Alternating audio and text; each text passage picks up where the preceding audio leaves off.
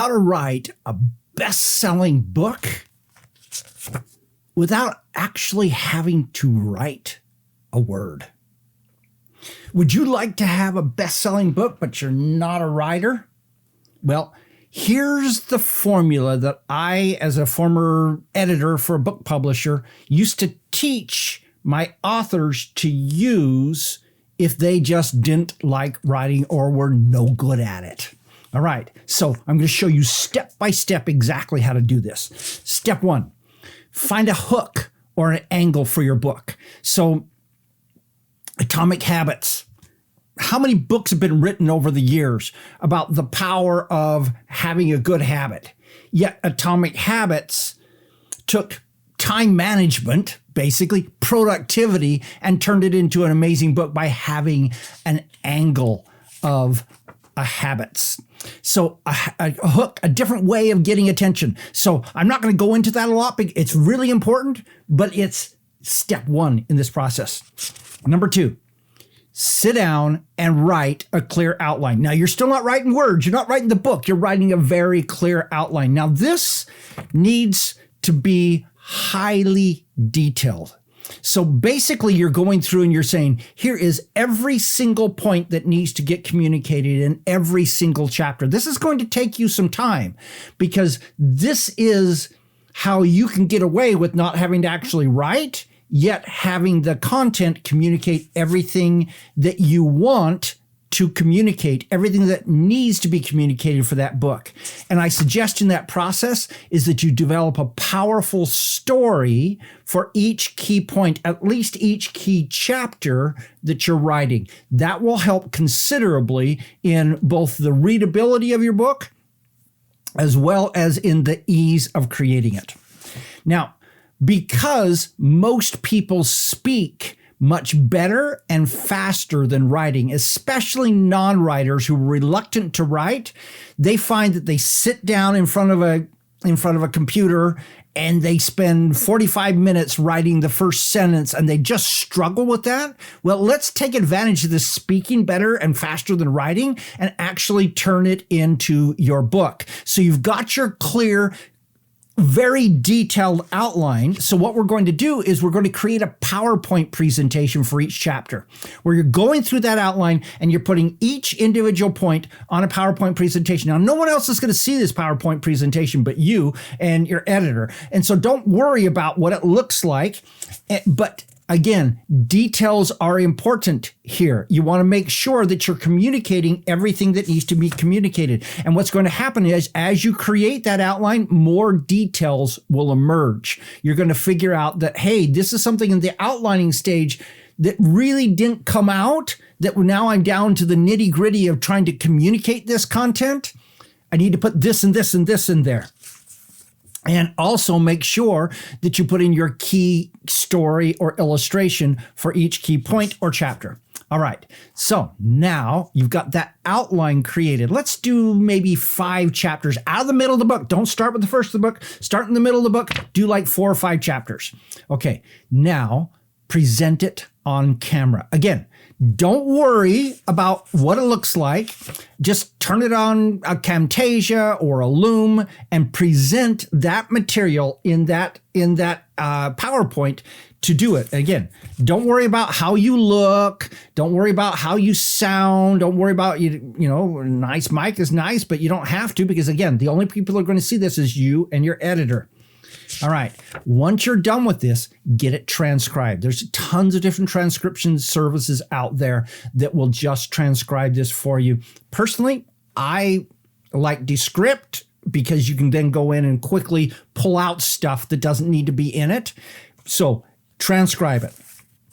Next, read that transcription and evaluate that transcription. Now, as you're evaluating it, you're not evaluating the written quality because I guarantee you your words, your spoken words are going to be horrible. It will not look like a well-written book at all. What we're looking for is the quality of the message, the completeness of your message, and did you really say everything that needs to be said on this particular subject?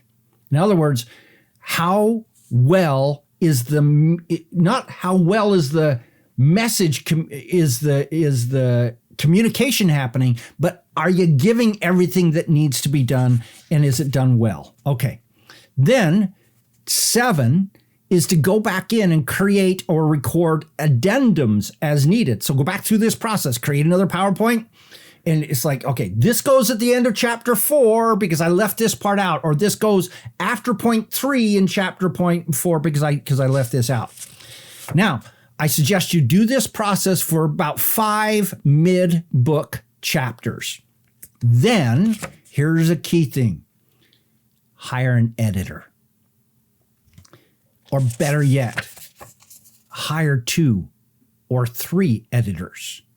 Give them all the exact same stuff and have them edit it. Now, as you're hiring them, you need to tell them that they are working from transcriptions of presentations and turning it into a book. Because you need to clearly communicate what you're doing, because this is what we call heavy editing. They are doing, frankly, a lot of writing from what you're giving them. There's a little bit of a ghostwriter in here, but I wouldn't hire a ghostwriter because a ghostwriter will cost you significantly more than an editor. But I recommend hiring maybe 3 editors, give them those 5 chapters, let them work on it and turn it into. So basically what you're doing is you're having them turn your transcripts into chapters.